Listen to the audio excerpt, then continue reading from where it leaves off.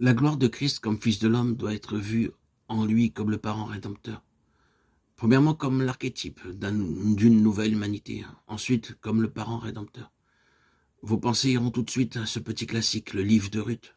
Je n'ai pas besoin de vous raconter l'histoire de Ruth en détail, mais c'est de là que nous tirons les grandes vérités et principes de l'activité rédemptrice du Seigneur. En bref, l'histoire est celle-ci. L'héritage a été perdu, le jour arrive où cet héritage devient une affaire grave, triste, et d'un sérieux souci pour celles qui l'ont perdu. À présent, elles prennent nettement conscience qu'elles ont perdu l'emprise et les droits sur cet héritage, et en sont très préoccupées. D'après la loi, il n'y a qu'un moyen pour racheter l'héritage perdu, et c'est à travers un parent. Ce parent doit être de leur proche famille, avoir le droit, la capacité de racheter et être disposé à le faire. Celles qui ont perdu l'héritage et sont maintenant si profondément affectées cherchent ce parent rédempteur qui a le droit, la capacité, la ressource et la bonne volonté de racheter l'héritage perdu. Vous savez comment Ruth entre en contact avec Boaz, croyant qu'il est le parent rédempteur et reconnaissant que s'il a la volonté, il a la ressource. Elle découvre qu'il n'a pas le droit parce qu'il a un autre qui vient en premier. Un appel doit être fait à celui qui a le droit. Mais il se trouve que, bien qu'il ait le droit, il n'a ni la capacité ni la ressource. Il passe donc son droit à Boaz. Finalement, c'est Boaz le seul entièrement apte pour cette affaire. Il a maintenant le droit, la ressource, la capacité, la volonté de le faire. Mais il y a une autre chose dans l'histoire.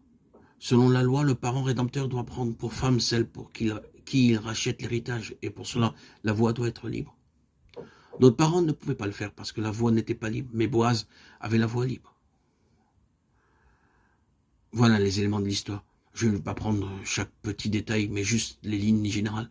Voyez comment Dieu a placé là une illustration exquise de la gloire de Christ, comme le parent rédempteur. L'héritage a été perdu. Toute l'intention de Dieu pour l'homme a été perdue. L'homme maintenant, par le péché d'Adam, a perdu l'héritage. En Adam, il n'est plus héritier de toute chose. La tragédie de cette humanité en Adam est celle-ci. Autrefois, héritière créée pour hériter, maintenant en faillite, sans espoir, ayant tout perdu. C'est la tragédie de cette humanité. C'est là ce que nous sommes par nature. Nous avons cela écrit dans notre être. Notre nature même témoigne du fait qu'il y a quelque chose qui fait défaut, qui manque, quelque chose qui devait être et qui n'est pas.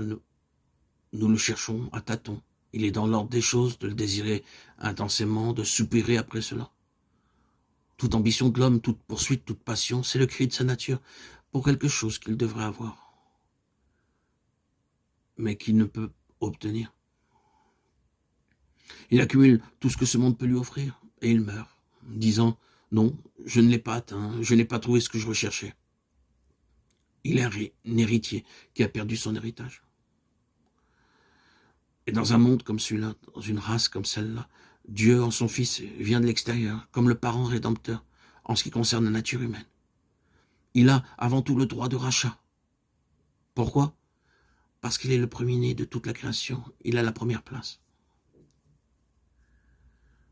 Oh, pensez encore à tout ce qui a rapport au Seigneur Jésus, comme celui qui vient en premier, comme celui qui a la première place, comme étant le premier-né. Et vous verrez que cela constitue son droit. Car dans la Bible, c'est normalement le premier-né qui porte toujours avec lui les droits. Voici Jésus, le Fils de l'homme, le premier, parce que Dieu l'a désigné et l'a mis dans cette position. Il a le droit de rachat.